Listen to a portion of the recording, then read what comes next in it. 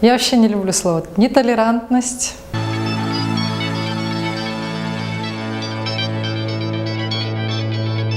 Нетерпимость. Почему? Потому что когда мы говорим о толерантности, а это перевод терпимость, мы говорим о том, чтобы терпеть.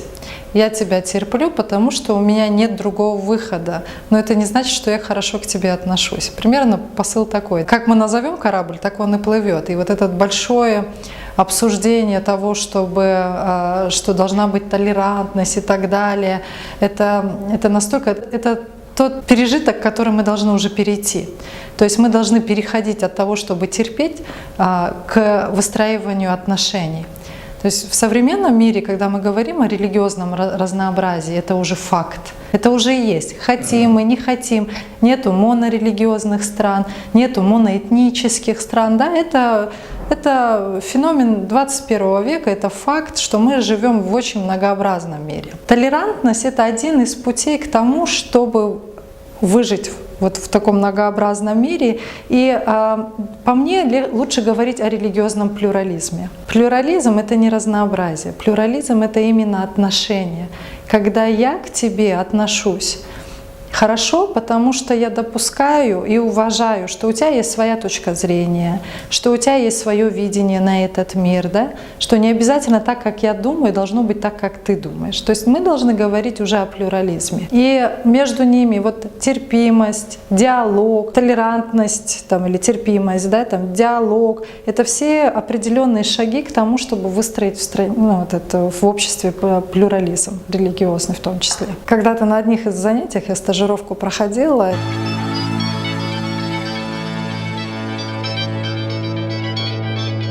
И я помню, преподаватель говорит, плюрализм, знаете, это как построение семьи. Вот вы женитесь, замуж выходите, не всегда все отношения сразу складываются, да? Это нудный, каждодневный труд, когда мы понимаем, что, например, семья для нас представляет собой ценность. Мы хотим ее сохранить, потому что мы хотим, чтобы наши дети выросли в счастливой семье, чтобы была забота и так далее. То есть, когда мы выстраиваем для себя какую-то цель, и мы к ней идем, тогда мы предпринимаем какие-то попытки. Не всегда взаимоотношения между мужем и женой являются гладкими. Да? Они могут там на протяжении 25 лет быть очень такими интенсивными, не всегда хорошими. Но к 25 годам, например, это будет абсолютно идеально. Семья, да? Я как пример говорю просто, что это тоже, это некоторые отношения, которые должны выстраиваться, они должны воспитываться. Должна быть вот такая общая цель, которая объединит всех. И на самом деле у нас такая же цель есть. Мы хотим жить с вами в мирной стране, да? В стране без конфликтов. Мы как бы становимся образованнее, но при этом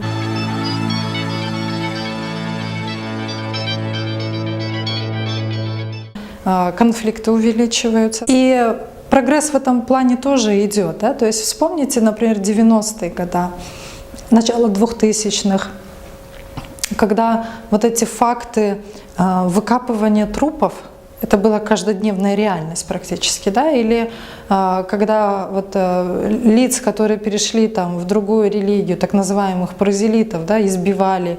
Помню, случай нам рассказывали в Нарыне, когда в мешки посадили и над речкой повесили их. Ну, то есть вот таких фактов было больше. Сейчас этого меньше, конечно, но все равно имеет место быть. Я хочу сказать, что все равно мы меняемся, но это должна быть какая-то, знаете, я не люблю это слово, но, наверное, какая-то общая идеология, общая политика. Да? Не люблю слово «идеология». Когда изучала религиозный плюрализм в Штатах, они, например, говорят о гражданской религии. То, что объединяет их вне зависимости от принадлежности к этнической, религиозной, расовой, другой группе. Да? Вот они ее прям называли civil religion, гражданская религия. Вот нам вот такой гражданской религии не хватает. Да? Несколько попыток было, когда, помните, еще Акаев там на основе Манаса пытался вывести. Да? Там, и да, вот разные такие попытки были.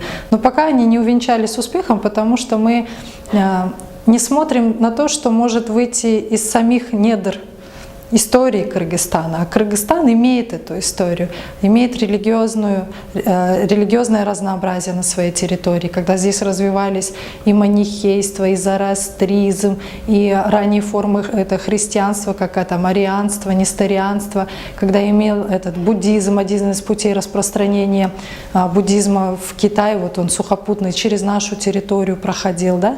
ислам. То есть, если мы изучаем историю Кыргызстана, то тут, здесь даже были городские поселения, которые были населены абсолютно разными этническими группами, племенами, и в том числе представителями разных религий.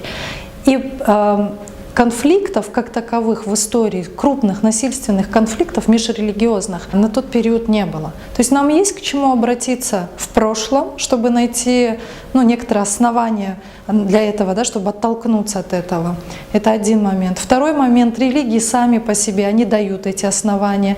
То есть что в исламе, что в христианстве. При желании можно найти положения, которые призывают к межрелигиозному диалогу, межконфессиональному диалогу, к уважению, к терпимости. У нас есть хороший задел на будущее, да, как видеть будущее, исходя из того, что плюрализм уже сложился в стране, исходя из того, что история у нас есть такая, исходя из того, что религия дает подобные положения. То есть о чем сейчас надо делать, это говорить о формировании вот этого отношения. Не говорить о диалоге, не говорить о толерантности. То есть у нас в последнее время все диалоги перешли в диалоги о диалоге. Да? То есть все собираются за общим столом, обсуждают. А вот именно на уровень сообществ, на уровень людей, на уровень каждодневного воспитания вот это не проходит. Это та ответственность, которую на себя должны взять все. Родители, учителя, лидеры сообществ, лидеры различных, я не знаю, политических групп, университеты, религиозные лидеры. То есть это та ответственность, которую каждый взрослый должен брать на себя и в дальнейшем его продвигать на уровне воспитания.